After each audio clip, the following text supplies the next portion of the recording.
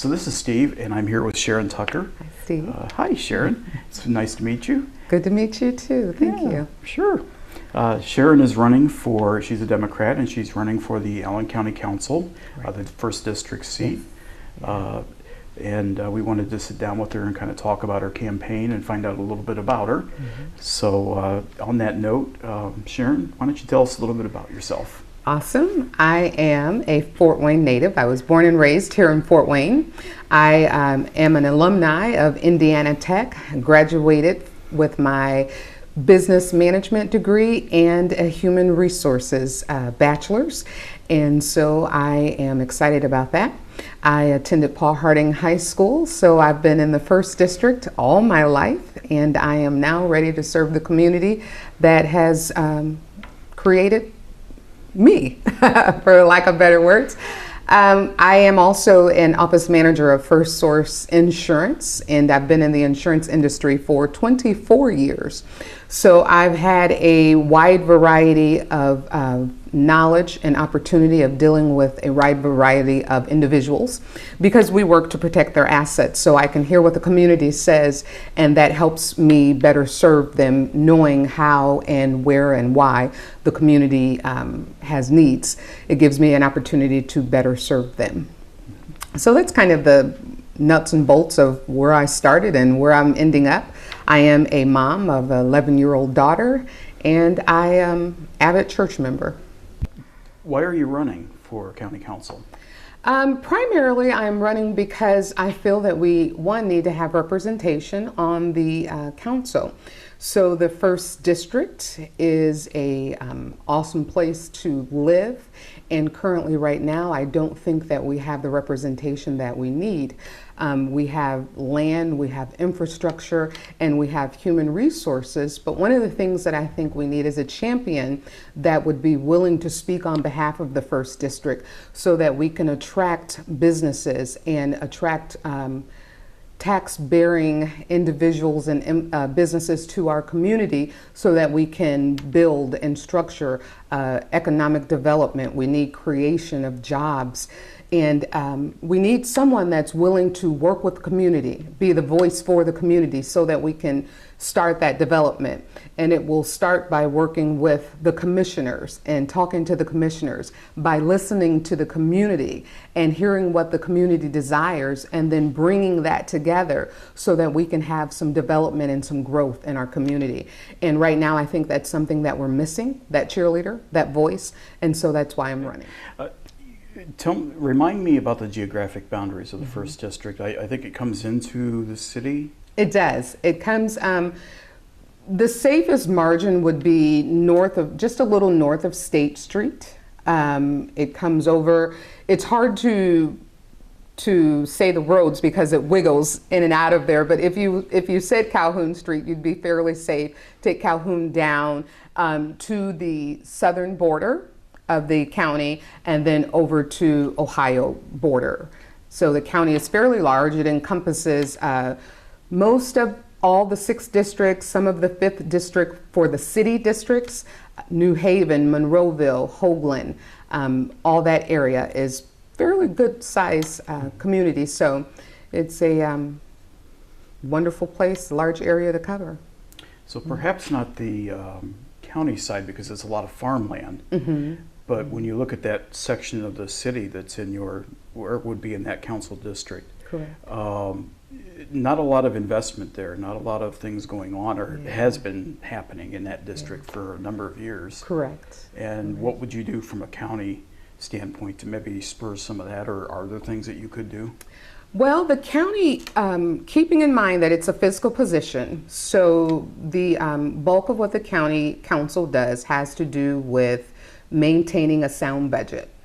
However, I am one that believes that anytime you are representing a community, that you have some other responsibilities. And that's where I think that we can look at all the assets that the first district does have, the land, the territory, and we can bridge that gap to attract businesses to our area, because it takes strong schools, it takes a strong tax base to build a community up.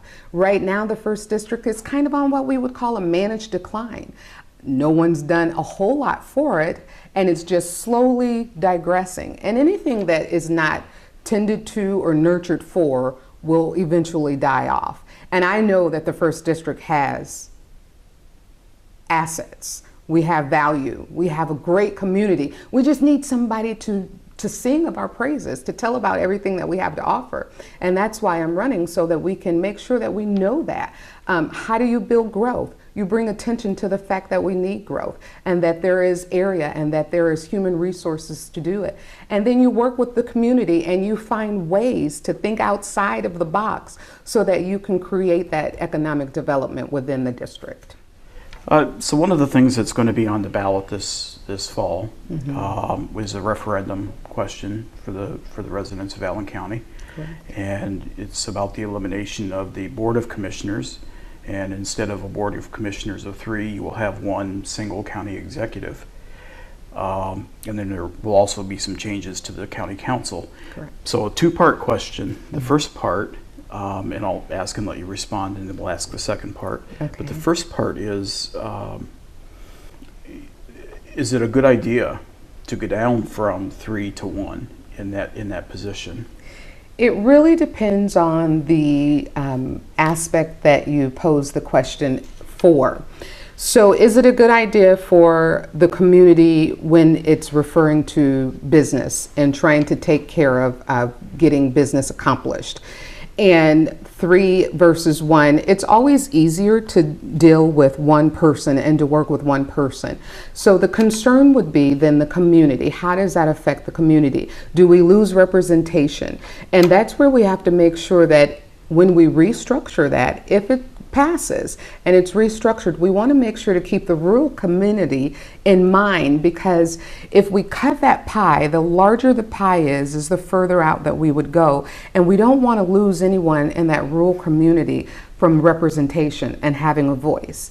And the thing that we have to remember is we're running to represent the community. So we want to make sure that we maintain representation in the community. Having 3 commissioners to 1, it could work. We see it in the city. We've seen it in other counties, but we want to make sure that we do it functionally so that we don't lose anything, that it could be a win-win for the community. And kind of tying in with that, I think the referendum is worded in such a way that the council districts will be now 9 single districts. Correct. And the city has kind of a model of 6 districts plus 3 at large. Right.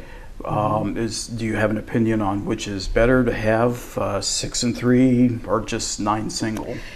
Well, if you look at it in the realms of 9 and one person representing a smaller piece of the pie, citizens would have direct contact to their one council person.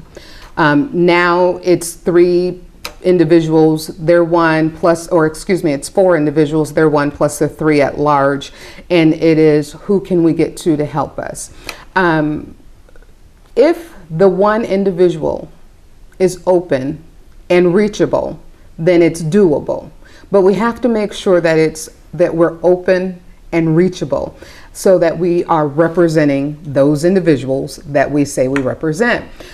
The concern would then be, am I only able to contact my council representative? And that's what we have to look at.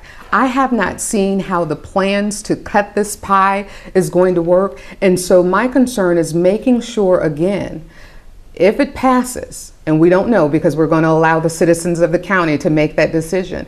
If it passes, then I would be pushing to make sure that representation for the rural community and the citizens of Allen County in the district that I represent stays, because that's why we're here. We're here to represent the community. So we want to make sure that we do everything we can to stay in contact and to be touchable, reachable for our community. We've kind of talked about it a little bit, okay.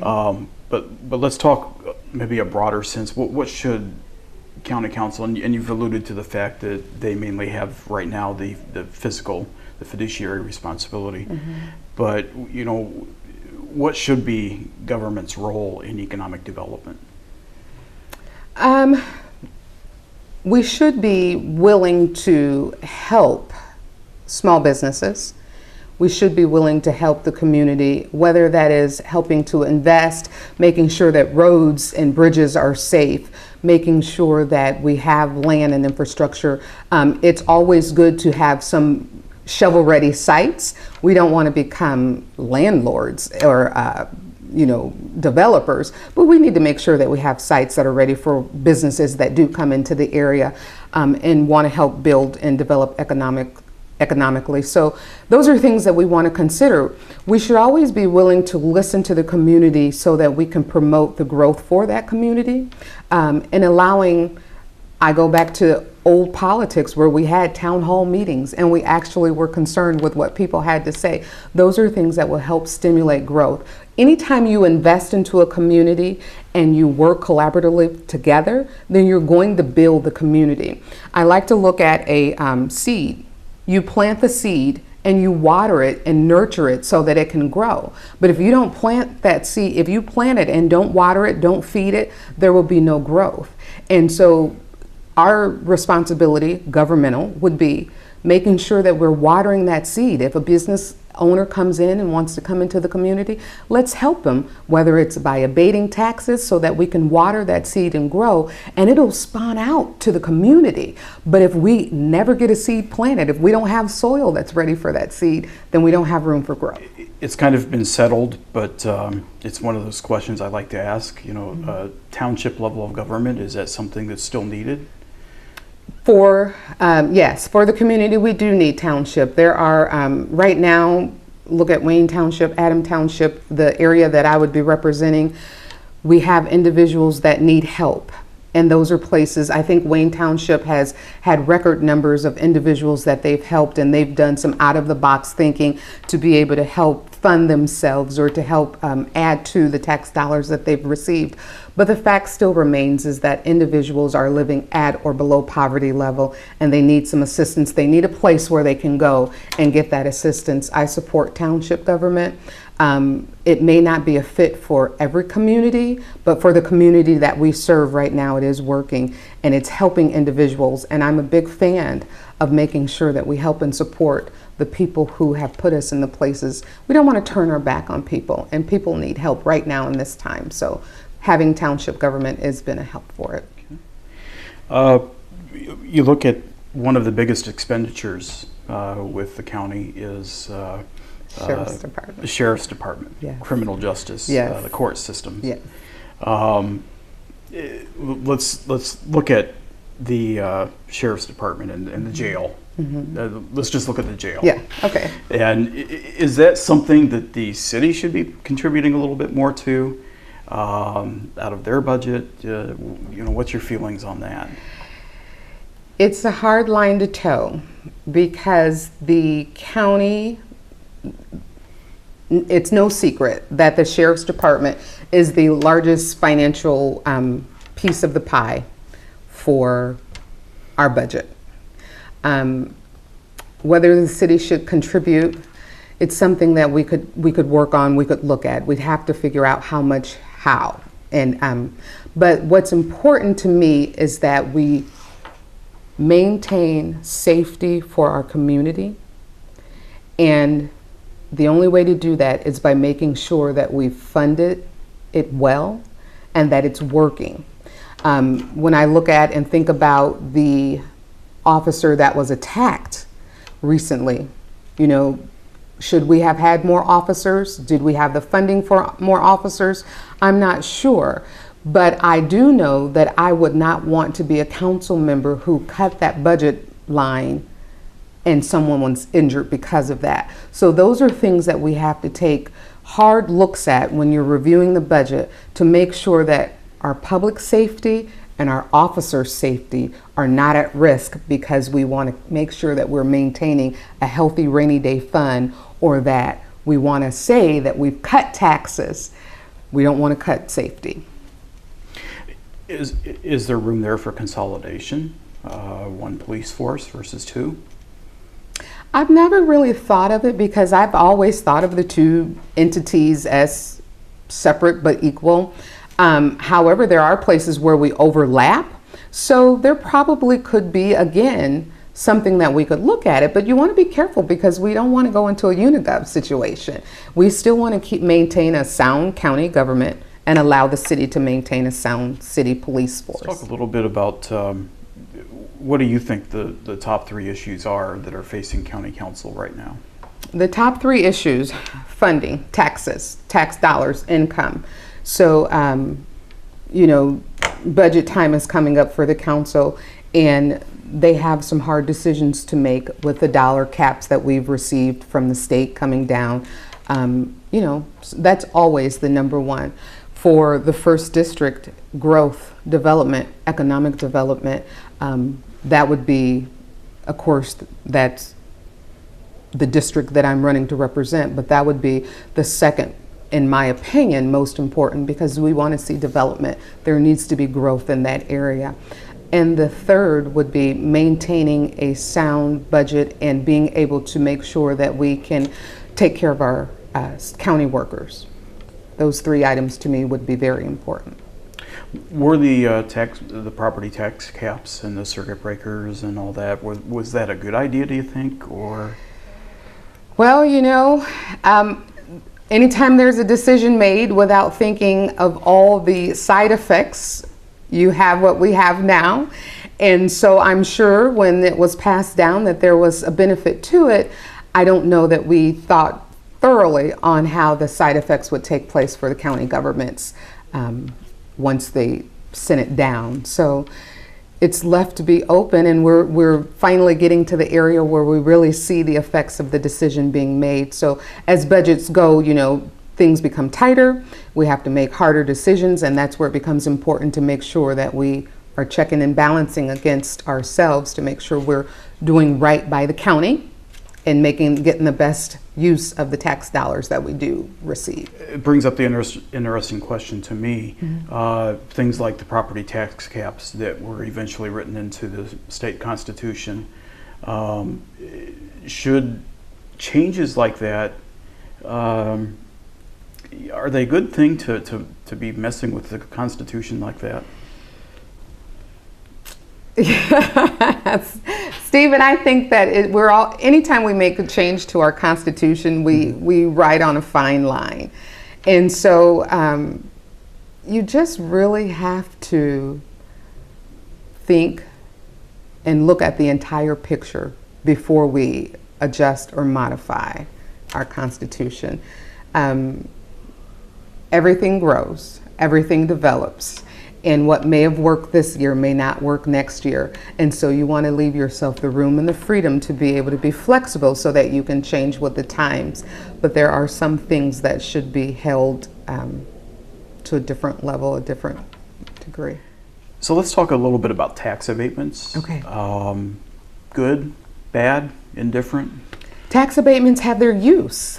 They can be very good to bring in, entice, welcome growth, economic development in a community, and I'm in favor of using them.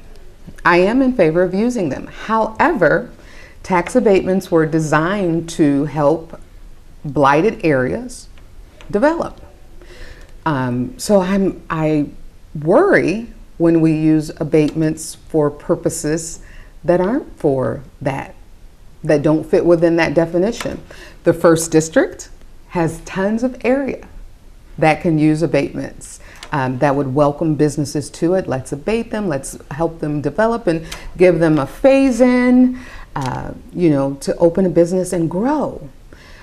It concerns me that we have not really done much to follow up on tax abatements, and that we have pretty much just 7-0 passed abatements without seeing if it fit the definition of what an abatement was for. So do they have their purpose? Absolutely. Can they help create economic development? Absolutely.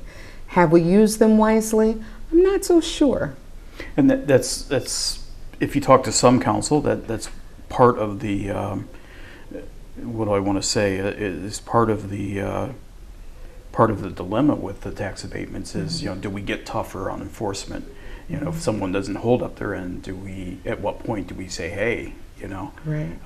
Where would the line be for you on that? For me, one of the magic questions that you see is whenever a business has come before the council and they've asked, would you do this without the abatement?